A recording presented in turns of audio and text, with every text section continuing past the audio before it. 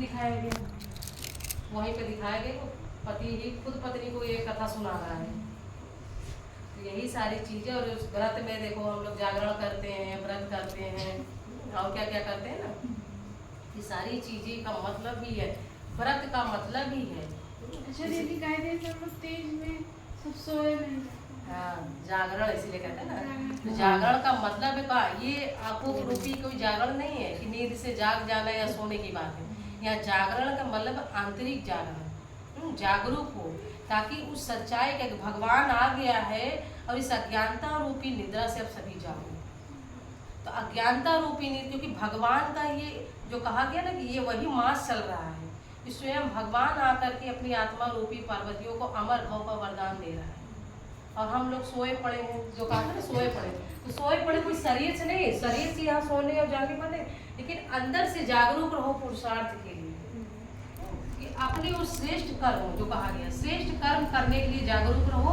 तो जब हम अंदर से जागृत रहेंगे तो इस समय ये बेला हम अपने जो भगवान शिव देने आए ना उसको प्राप्त कर लेंगे, वरना ये बेला बीत जाएगी और तब हम सोए रह जाएंगे। ये जागने की बात है। यहाँ कोई ऐसा नहीं कि रात भर जागना ही, अंदर से जागो। आत्मा जग गई माना ये जागरण, आत्मा की जागृति। तो ये स्थूल व्रत तो सिर्फ हम अल्पकाल के लिए कर रहे हैं, लेकिन वास्तव में ये आत्मा तो उस परमात्मा की ही सजनी है। सभी आत्मा, चाहे वो मेल है चाहे फीमेल है, आत्मा कोई मेल फीमेल नहीं, शरीर से सब मेल फीमेल है। आत्मा सब सजनिया है उसी परमात्मा की, और उसी के यादगार में ये व्रत उपवास रखा गया है। और उसी को पाने के लिए ये संगम पर किए हो, तब त्याग तपस्या, इसी का भक्ति मार्ग में वहाँ देहधारी से जोड़ दिया, जो विष्णु को दिखाया गया लोग ना, क्योंकि पिताजी विष्णु अर्थात देहधारी पुरुष को पार्वती के लिए चुन रहे हैं। और यहाँ तो वो तो देवों को देव महादेव अर्थात जो पूरे लोक को चलाने वाला, उसको वर ली थी, मन में बैठा ली थी। ये सारी चीजें किस समय की है, ये वही समय चल रहा है, इसीलिए उस संगम की बेला कहते हैं। उपवास का मतलब ये अपने मन को ऊपर में लगाना, यही है उपवास। उप मतलब ऊपर, वास मतलब रहने का स्थान, अपने मन को ऊपर में लगाना, ये है उपवास। अब यहाँ कोई जल अन्न छोड़ करके भगवान को याद करना, ये भगवान नहीं कह रहा है। वो अपनी सजनियों को ये दुख नहीं देना चाहते। हाँ, वो होता ही है सच में दीदी इस बार नहीं लगा है। हाँ, वो क्योंकि देखिए ये देखिए संगम युग में हमको पता चला कि संकल्प पावर, क्योंकि हमारे संकल्प में आ जाता है ना, सुबह उठते ही हमारे संकल्प में आ जाता है कि आज हमको व्रत करें, पूजा पाठ करने के बाद ही वो निकल गए। तो वैसा मन में जब हमने संकल्प डाल दिया ना, तो शरीर का भी वही असर होता है।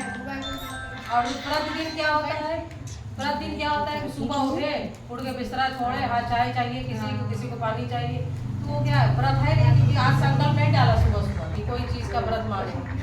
तो ये शरीर भी इसी तरह है। भगवान भी कह रहा है कि व्रत का मतलब ही कोई चीज़ अगर संकल्प, इस संगम युग में अगर हम कोई संकल्प कर लेते हैं ना, तो हमारे अंदर वो पावर आ जाती है। आज हम ये निगेटिव भाव में अपने कहते नहीं दीदी नहीं हो पाता, हम चाहते हैं, अरे ऐसा नहीं है, आप अंदर से जगी नहीं हो तब ये बोल रहे। जिस दिन देखो अंदर से मन बना लेती हूँ, एक देखो जो सारा दिन पानी इतना पीता है और उस दिन व्रत वाले दिन जरा भी प्यास नहीं लगती, क्यों? मन में संकल्प आपने बना लिया ना, थर्ड, इसलिए कहते हैं सब कॉन्शियस माइंड। एक होता है ऊपर से सोच रहे हो, एक होता है अंदर से सोच लिया कि आज व्रत है, आज, क्योंकि वो एक दिन पहले से ही मन में कल तीज है, कल व्रत है, कल व्रत है, वो थॉट अंदर काम करने लगता है हमारे बॉडी में, रात भर भी करता है। और अगले दिन उठे नहीं आज व्रत है, तीज है, तो वो चीज न भूख न प्यास न बुद्धि, कहीं कुछ देख के भी बन नहीं जाता है। और वैसे देखो, वैसे तो कहीं ठेला पे देख ली तो वही चीज है। क्योंकि देखिए ऐसा बाबा भी हमको बच्चों को यहाँ बता रहा है कि हमारी दृढ़ता पावर, हमारे अंदर हर चीज वो चीज है, हर चीज को ठीक करने की, हर चीज को बिगाड़ने की ताकत हर एक नारी और हर एक आत्माओं के अंदर है। अगर वो अपने अंदर ठान लेगी तो असंभव कार्य को भी संभव कर देगी। इसलिए क्यों कहा जाता है कि आप अंदर से सोचो मैं स्वस्थ हूँ, मैं शक्तिशाली हूँ, मैं हो, तो देखो आपकी वही चीज देखो 2 दिन में ठीक हो जाएगा, 1 दिन में ठीक हो जाएगा। और आप अगर क्यों हम बार बार कहा जाता है ना यहाँ कि आप अंदर से सोचते हो मैं बीमार हूँ, मैं यही हूँ, मैं कमजोर हूँ, मैं असहाय हूँ, माँ किस्मतें टूटी है, माँ ये, तो अपने आप को आप सोचते रहते हो, इसलिए वैसा होता चला जा रहा है हमारे साथ। और जब पावर आप संकल्प को करोगे तो वही चीज आपके अंदर ही दवाई भी, आपके अंदर जहर भी है, कहने का मतलब। ये संकल्पों के अंदर है। इसी संगम युग में ये पार्वतियों को भगवान ने संकल्प पावर दिया है।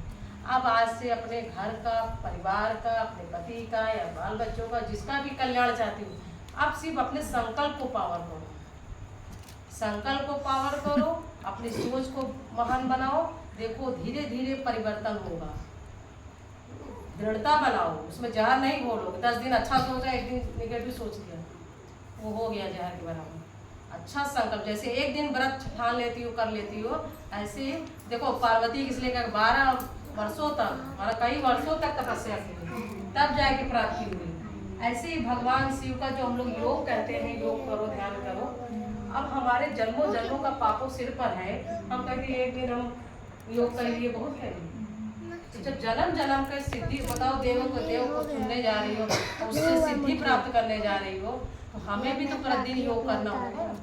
मन को विचलित बस मत करो, क्योंकि सही राह पर आ गई हो। अगर किसी का कल्याण यहाँ से नहीं होगा तो कहीं दुनिया में लिख कर रख लो, कहीं से नहीं होगा, ये आप जान लो। क्योंकि ईश्वर यहाँ सत्य है और सत्य का दरबार है, यही भगवान शिव का। आप सोचो बहुत भाग्यवान बच्चे हैं जो यहाँ पर भगवान को पहचान लिए, अब उनका भटकना छूट गया। अब देखना उन्हीं का ही लास्ट में जय जयकार होगा। दुनिया जिसको आज गाली दे रही है ना आप लोग को, है वहाँ जाते हैं, कल देखना वही मोहल्ला वाले सब पाँव पड़ेंगे आपके, ये देख लेना। क्योंकि पावर कहाँ है, घर घर में भगवान शिव का झंडा लहराएगा, घर घर में लोग। हाँ, आप लोगों से ही चेहरे से भगवान कहता है बच्चे साक्षात्कार होगा। इसलिए जितना सहन कर रही हो इस समय, जितना भी लोगों को चाहे बातें हो, अच्छे मार्ग पे कहते हैं, अच्छे मार्ग पे चले। देखो सती जी को भी क्या क्या सहन, कथा सुनी ना, पत्ते खाए के